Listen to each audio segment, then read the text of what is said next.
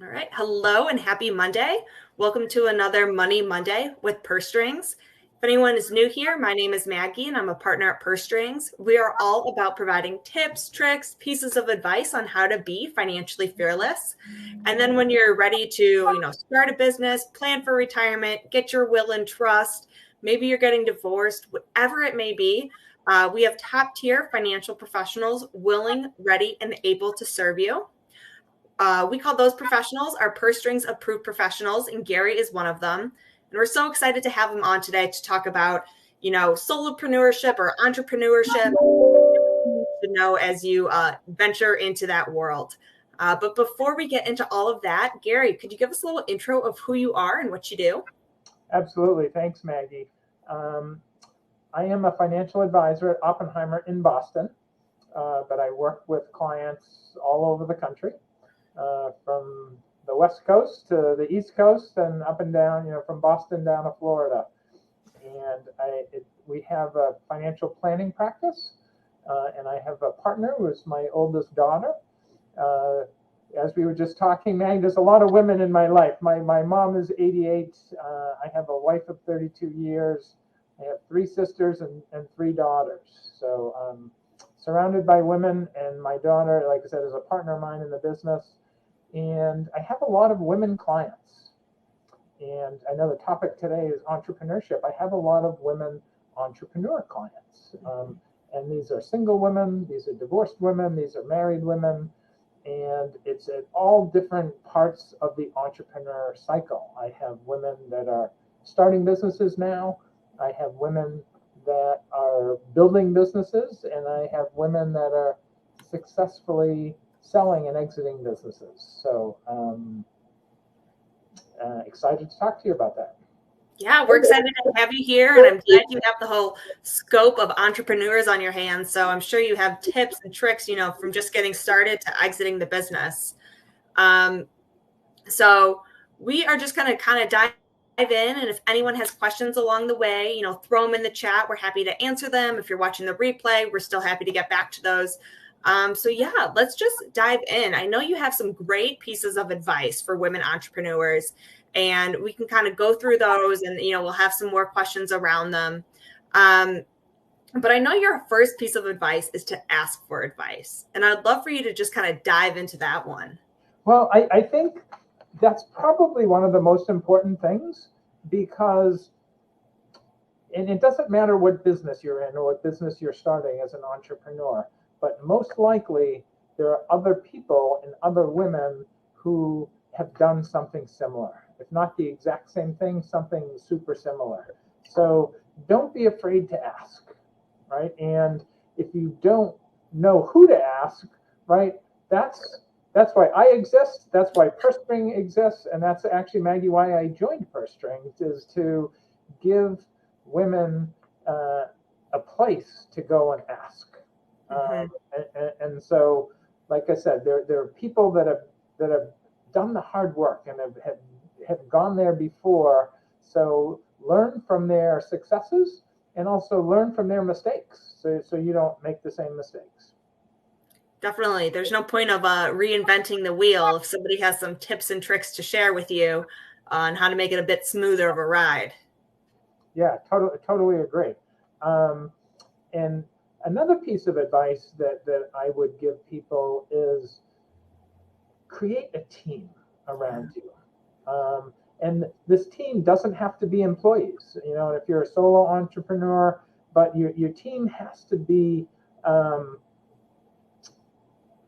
it should include a few key people, right? And so one would be a financial advisor, someone who can help you create your personal financial plan.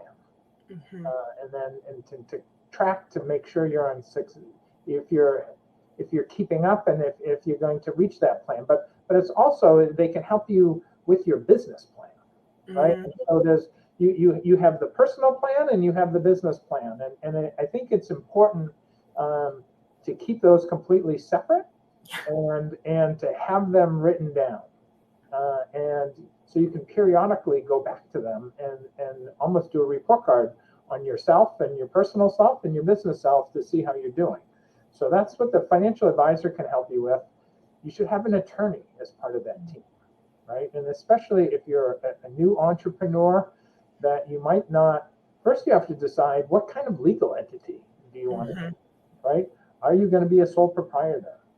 Do you need an LLC? Or are you going to be a corporation like an S Corp or a C Corp? And you can't really make those decisions alone, right? And so an attorney can help you do that. And I'd say the third person to have as part of your team would be an accountant, right? Because there are a lot of accounting issues that can be super helpful. And here's a story just from this past week, right? And one of my clients is a CEO woman. She's in her early 30s. And she was, it's tax time right now. So everyone's always talking about taxes. She lives in Washington, D.C., and her business is she runs it out of her house. And she has a 2-bedroom apartment. And the second bedroom is where she has her home office. And that second bedroom is a tax deduction for her, right? And so, I was talking to her, and she was thinking about maybe moving to New York City. And she said, well, the only way she could afford the rent in New York City is if, part of the rent was tax deductible. So she's actually looking for a 2-bedroom in New York City so she can work out of one of the bedrooms and get a tax deduction for that. So that's why accountants really need to be part of the team.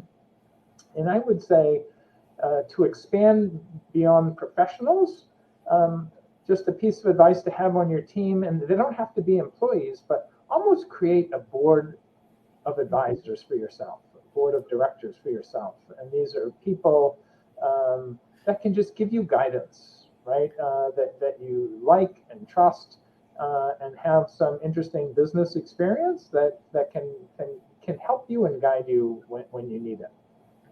So have an official team and almost like an unofficial team to help you build and grow your business.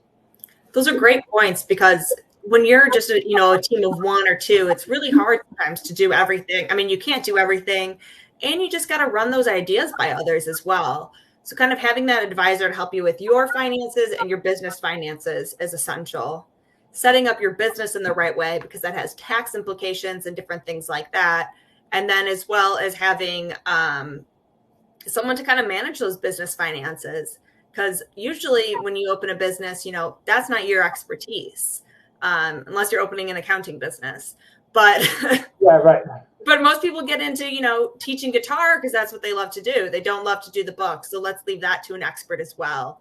And I know sometimes at first that seems like an investment, but it's really a long-term, I would say it's a long-term reward of those different things, because you want to make sure all your I's are dotted and T's are crossed. Yeah, I would agree. And that, like I said, and I think, and I mentioned it earlier, keep separate, right? Keep your personal life and finances separate from your business life and finances, because otherwise it gets complicated, and then you can also get yourself in trouble if you're mixing. So like, have separate accounts for your personal things, have a separate business account for your business expenses, so you can track it, right? And that's why you need the accountant to find which expenses are going to be deductible. And this was another true story just from the past month or so. Is a CEO of a venture capital backed company out in California, and I met her randomly at a birthday party of one of my clients, and they had venture funding that they had received, and it was $2 or $3 million, wow. And that they were keeping it in a bank account. And I don't know, I know we've just had this banking crisis, right, with Silicon Valley Bank and some of these other banks. When you keep money in a bank, they don't pay you very much interest, if at all, right? So it's typically like less than 0.25%. And what happened with Silicon Valley Bank, it was the classic run on the bank, right? Because what the banks do, they take your money and they pay you very little, and then they lend it out to others and charge them a lot, right? And that's kind of the definition of how banks make money. But when everyone decides that they want their money back, if they all show up at the window, the banks don't have the money to give it to them, right? Because they've lent it out to other people. Oppenheimer is not a bank. And so when people open up accounts in their business accounts, we actually pay them for the first time in almost 20 years. You can actually make money on cash. Wow. So U.S. Treasuries, you can get between 4 and 5%. CDs, 4.5%, 5%. Institutional money markets, 4.5% to 5%. And when you think, and this was the conversation I was having with the woman CEO, if you take that $2 or $3 million, instead of keeping in the bank and getting zero, if you put it into any of those other products and got 4.5% to 5%, that's almost $150,000 a year. Yeah. So that's you could hire 1 or 2 full-time employees with the same money working for you rather than having it sit in the bank getting nothing. So so it's not just entrepreneurs and people just starting. And she was a sophisticated CEO of a venture-backed company, and you just need sometimes to talk to other professionals, like I said, who are doing similar things to just get some advice. Yeah, I mean, even just paying for your advice right there, she saved $150,000 and could hire more people. Yeah. Yeah. And same with that other client with the accountant, right? By talking to the accountant, and getting that second bedroom in your apartment as a tax deduction, that's a way that goes right to the bottom line of the business. Exactly. Especially when you're a solopreneur, an entrepreneur, every dollar really counts, because even though you're keeping it separate, at the end of the day, it's still all your money, all together. Right.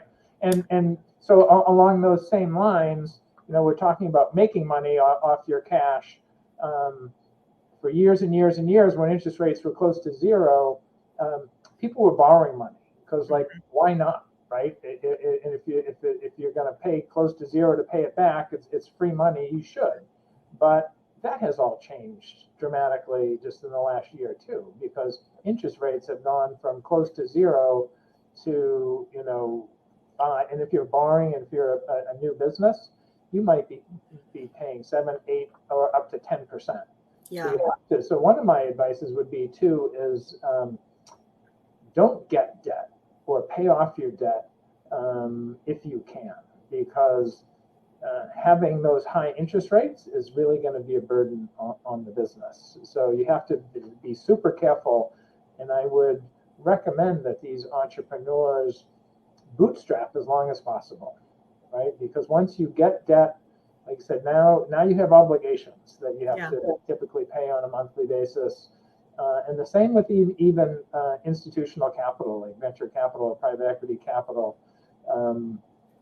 Once you kind of cross that line and take that money, you have to give up a lot to get the money. So again, that's where you want to have your board of advisors, talk to the lawyer, the accountant, your financial advisor, and then you're just friends and mentors to really get advice, because there have been tons of women business owners who've gone through it. And so I go back to, like I said, what we said at the very beginning: ask advice from as many people as possible. Yeah, definitely. And I mean, it's much easier said than done of, self-funding the business and not taking on debt. But that's why it is, essential to work with a professional and have these conversations to understand what you're getting yourself into. Yeah. And then some other things that we should, I guess, chat about while we still have time is, once you establish yourself as a business and as an entrepreneur, and you're up and running, you should have a retirement account for yourself and your employees if you have them, because today there are more incentives to participate in retirement plans than ever before. Okay. And there have been tax law changes, and as recently as the Secure Act just last year, where you can contribute more money, and it's especially for young businesses, it's typically tax deductible, and now up to the first 3 years. And again, there are lots of choices, right? And most people don't know that there are lots of choices and don't even know what the choices are, right? So you can do a simple IRA, you could do a SEP, which is a self-employed IRA, you can do a 401k. And you can do a 401k for your company, even if you're the sole and only employee. Oh, I didn't know that. Yeah, so and so there are benefits to all of those different ones, and so you need to talk to someone, me or someone like me, to know that, because just with an IRA contribution, the limit is typically $6,000 to $7,000. Right. But with a SEP IRA, it can go all the way up to like $61,000, or up to 20% of your earnings that year. So that's a huge difference. Yeah. And if you have employees with a SEP IRA, you can contribute for your employees a lot of money as well. And for a 401k plan, employees can defer their own money, up to over $20,000 a piece. So there's lots of different types of retirement plans. It's a specialty. We have a retirement group at Oppenheimer. See, one of the things about where I work, we don't have any product to sell. We're in the advice business. And so if you're looking to set up some type of retirement plan for yourself or for your employees, we'll do all the work.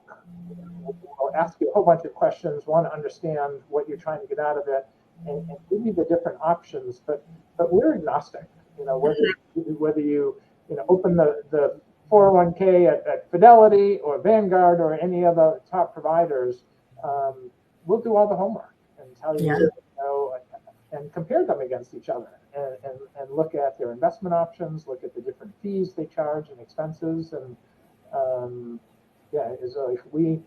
we're in the business, the advice business, to help you both on the personal side and the business side and on the retirement side. I love that, because you have both halves, and you really do have to manage both your personal and your business. But we have to be funding our retirement, even though we're working for ourselves. We can't just rely on the sell of the business to be our retirement, because that's not always the way it plans. We want to be funding that now and having that money grow, but also taking advantage of some of those tax savings that come with that. Right. Yeah, completely agree. Yeah. So I know one of your tips is to have a business plan. And I know a lot of people like to kind of brush over the business plan because they know it. So why does it need to be, on paper written down? So why do you think that's so essential? Well, because it's a roadmap. And I would say the same in your personal life, right? It's equally important to have both a business plan and a personal plan, because you write things down, right? And it's our business. There's a lot of different ways people are in the wealth management business, and some people just want to, say, give me money and I'll invest it for you. That's not how we work. We're financial planners, and so everything is goals based. So we want to understand, on the personal side, what are your personal goals? But we need to understand what's the income. What are your expenses? When do you want to retire? What does retirement look like for you? Right? Do you want to retire? And some people want to retire when they're 40. Some people say, I'm going to work until I'm 70, or somewhere in between. But if we do a financial plan for you, whether you're 30 years old or 65 years old, and especially for a woman, we're going to make that plan and assume you're going to live to your 95. Yeah. Because that's with all the changes in healthcare now, and that's I think people your age, Maggie, are projected to live to 95. So if you retire at 50, right, you've got 50 years of expenses, right? It's huge. Right, 50 years of expenses to pay without income coming in, right? And so you need to plan for that, because you're still going to have medical expenses for the next 50 years, right? I assume you want to travel, right? And you're gonna be doing and living your life and your lifestyle for 50 years, right? And So that's a long time to not have income. Mm-hmm. So that's why you need the personal plan, but it's the same with your business. Yeah. And you need to decide what, are you doing, is this like a hobby and you're just trying to make some money? Or you're really trying to build something and scale something? And I think so by writing it down, and again, it's going to be goals based, that you can constantly go back to it and look at it. It's not something you look at every day, Right. but at a minimum annually, right? And it's almost like a report card, how you're doing, right? And is your business growing the way you expected it to grow? Usually it's not. It's not that simple, right? Because things change, right? And just look at this year, interest rate changed. The economy changes. Something's always changing. And with your business, your product might change, or your customers might change, or people's tastes might change, or you might have new competitors coming into the marketplace. So you constantly have to be reevaluating your plan. And sometimes you have to pivot, just like with the personal plans. The markets change. All right. And so for the first time in 20 years, fixed income bonds used to always be safe, right? And if equity markets, were having trouble, bonds were always the safe place to go. But, well, not last year, because both the equity markets were down double digits and bonds were also down double digits. So when markets are good and everything's going up, everyone thinks it's easy because everyone's making money, right?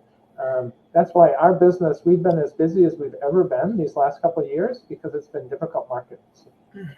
When the equity markets are down and the fixed income markets are down, people are more interested in saying, well, so what do I do now? Where do I go? Because there were things that did well last year. Managed futures were positive. Energy was positive. You have to, when times are difficult, that's when financial advisors separate themselves. And we've been as busy as we've ever been. That's awesome. Yeah. Because, people want some direction of what to do and when and how to navigate all of this noise going on right now. It's so important to have somebody just to bring their great ideas. Because like we said, that's your specialty. That's not most other people's specialty. And so it's really essential, instead of just playing that guessing game and hoping that you don't have to work for those 50 years, that for sure. Or, you need to work 5 more years now, and then you can have that full retirement. Right. Yeah, that's really what it's all about. And it's way more than just investments, right? And I think I was talking to someone the other day. I think if we get 10 phone calls a day, I bet one of the 10 is specifically about an investment, right? The other 9 calls are just either dealing with their business, dealing with their life, dealing with their kids, or other things that are happening in their either personal life or business life. So investments are part of it, but I think a good financial planner is always talking about so many other things. Well, because your family is always moving. You might have kids; those kids might not have kids, so your plan might adjust because you want to fund some things there. Someone's getting married all of a sudden, so you want to help with the wedding. I mean, things change, and you want to be nimble, and that's why you have to talk with your professional. Yeah, totally agree. And like I said, that's why I joined Purse Strings, and it's been a great match for us. Awesome. Yeah. I think this has been full of great advice today of just, some great tips on getting started and making sure you're separate, but you have those teams. Your accounts are separate, but you have those teams to ask for advice. Is there anything else that we didn't touch on that you want to make sure shared today? Not really. I think, I wrote down kind of my key things, and I think we hit them all. So yeah, I think that's great. And so if anyone else has extra questions or want to start a conversation with Gary, his email's been going through the bottom here, Gary Domoracki at opco.com. He's also one of our Purse Strings approved professionals, so you can check him out on our site, pursestrings.co. But yeah, let's have these conversations. Let's start building this team to bounce ideas off of. So we're not playing that guessing game. We have people on our team to build the best business that we can. So thank you, Gary, for coming on today and sharing your expertise. And we'll talk to everyone again soon. Awesome. Thanks, Maggie. Appreciate it. Yeah, talk to you later. Bye. Okay.